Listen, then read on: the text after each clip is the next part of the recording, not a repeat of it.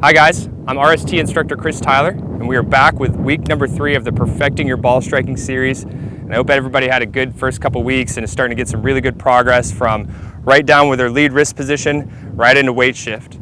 The objective of this week's video is just to add a little bit of rotation and a little bit of leverage from the ground. We're going to start to use our legs a little bit more to help ramp that speed up, and hopefully we will get some good progress like we've been seeing around the site. So if you're ready to add some more speed to it, let's go ahead and get started.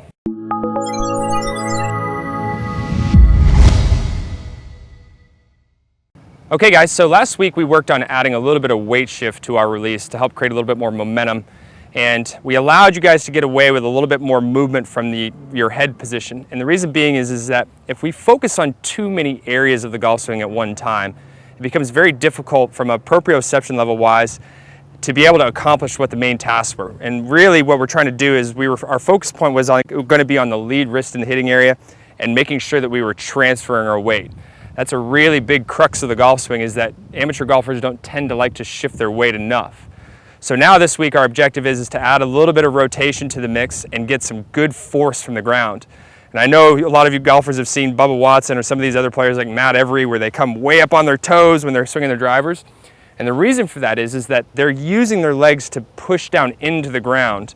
So in turn, what they're doing is their body is going up and the club is going down. That's helping extend the radius. Now, we're not going to be doing it of that magnitude in today's drill. We're still trying to keep things under control, and we're just going to be adding a little bit of rotation to it as well. Okay guys, so in step 1 of this new drill that we're going to be adding a little bit of rotation and a little bit of ground force, we're going to start without a golf club this week. So we're going to aim for probably anywhere between 50 and 100 reps done without the golf club, so that you can make sure that these movements are perfect first. Because now, you got to think of it this way, we had very few moving parts at first. Okay, we had just the left wrist moving in the very first video. In the second video, we added a little bit of weight shift to that. Now we're going to have those two components mixed with a little bit more of a body movement here and a little bit more of a focus point with what your lead hip is going to be doing down in the hitting area. Okay, so what this drill is going to look like for now, okay, we'll put the club back in our hands here in just a minute. Go ahead and get into your normal setup here, normal golf posture, okay? 2 inches outside of neutral joint alignment. Cross your arms over your shoulders. And what we're going to do is we're going to make just a 1-inch shift of our hips to the right. Okay, just about a 1-inch shift to where you feel about, let's call it 70 to 80% of your weight right into that right heel. Okay, right into your right heel, right ankle area. Then what I want you to do is I want you to keep your right knee flexed and facing forward. Okay, so make that small shift, and then you're going to just turn your body to about 45 degrees. Okay, so 45 degrees of rotation here, okay, maintaining the flex in the knees. What I don't want you to do is I don't want this right leg to go straight, because you won't feel contraction in your glute muscles back here. If you maintain that flex, what it's going to do is it's going to inhibit, it's going to restrict the amount of rotation that you have, and it's going to help you load your glute muscles up. So again, from down the line, small shift, and you can see that my shoulders have rotated about 45 degrees or so. My hips have only wound up about maybe 5 to 10 degrees. So you're going to start with that first, loading up your trail side. And then what we're going to be doing here is we're going to do our best to make sure that when we sit back over into our lead side, we're going to try to keep our back to the target. So you can see that my shoulders did unwind, but what happened there was because I was focused on moving my weight into my left heel, you can see that my hips are starting to pull my shoulders. So from a face-on perspective, load up, I'm going to shift my weight into my heel, and now you can see that my hips and knees are back to a square position. My shoulders are still pretty closed. Now as I start to push the heel into the ground, okay, you can see that my shoulders have been pulled back to square, and I'm back in that impact position that we started to talk about at the beginning part of the week, okay? So what you're going to be looking for at this position, again, just to refresh you, is that 80% of your weight is on your lead foot, 20% or so is on your trail foot. Head's behind the golf ball, so that's going to have enough tilt to where your spine's just outside your lead knee. Hips are open about 30 to 40 degrees at this point now because we're using ground force, and the more you push into the ground, the more your hips are going to start to unwind. Okay, so 30 to 40 degrees, and shoulder line should be nice and square. So let me demonstrate that for you again. Small shift right knee flexed. Try to hold your back to the target or your shoulders wound. Shift left or sit into that left side. Clear the hips, arms down in front of you. Do that 50 to 100 reps, and then we're gonna slowly add the club back to the mix. So let's look at part 2 now. Okay, gang, so here we are with part 2, and our objective for these next 900 reps, because we just did 50 to 100 reps of our body movements alone, is to still focus on making sure that the other 2 parts are still in line. Okay, we're just gonna do a little bit of cleaning up of the overall head movement, and we're gonna get us into a really good sound impact position, and we're just gonna add a couple of other moving pieces here.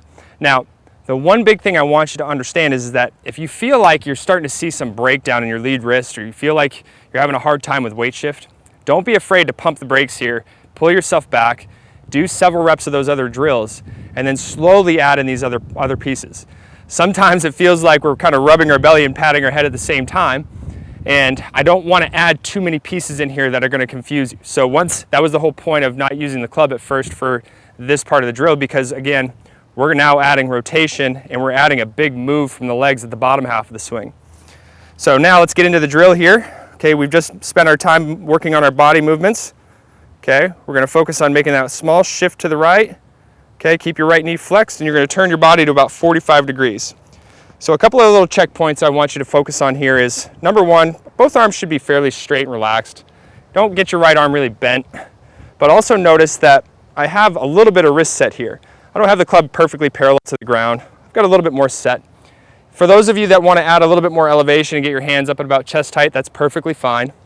But what I want you to focus on now from this point is we're going to sit, and we're going to try to keep our arms and shoulders where they are into our left heel. Okay, so now you can see my head move back to its original position. My hips and knees have come back to a square position. Remember, my hips were wound up at about 5-10 degrees or so, and then they come back to a square position. So that movement alone is starting to pull the shoulders and the arms. So here I am at that wide spot. Okay, I'm gonna sit left, keep my head quiet now, push the heel in the ground, and then I'm gonna release. And when I tell you to push the heel in the ground, I really want you to be able to feel like you're driving that heel into the ground as hard as you can. I don't want you snapping your knees straight. I want you just to feel like you're pushing it into the ground.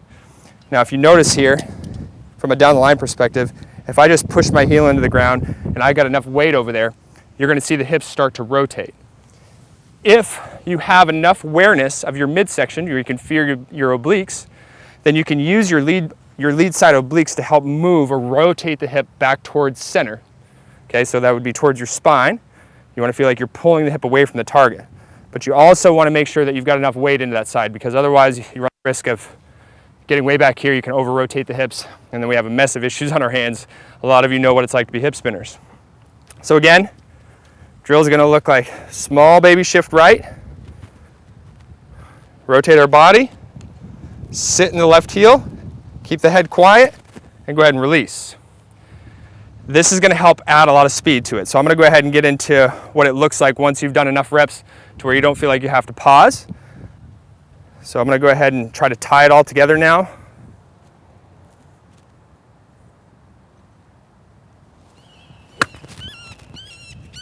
So let's look at that again.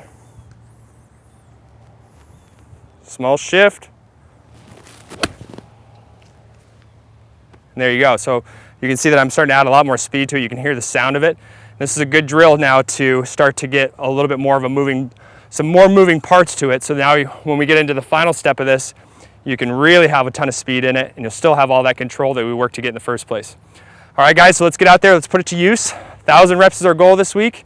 Let us know if you have any questions at all. We'll help you along the way. Okay, guys, so those of you that are joining us on our YouTube channel and that have just worked your way through video number 3 of this series, I hope you guys are enjoying the series. First off, I want to let you know I'm going to go ahead and include a preview of a bonus video that we have on the website called the squat to square video.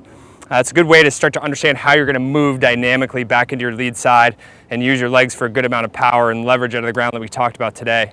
Remember, if you like this video, go ahead and click that like button down there for me below. If you have any questions or comments, please feel free to post those up and I'll help you out as best I can. Also, click this subscribe button for me right here, right now. That'll update you anytime we get any free videos that are put out for you to watch.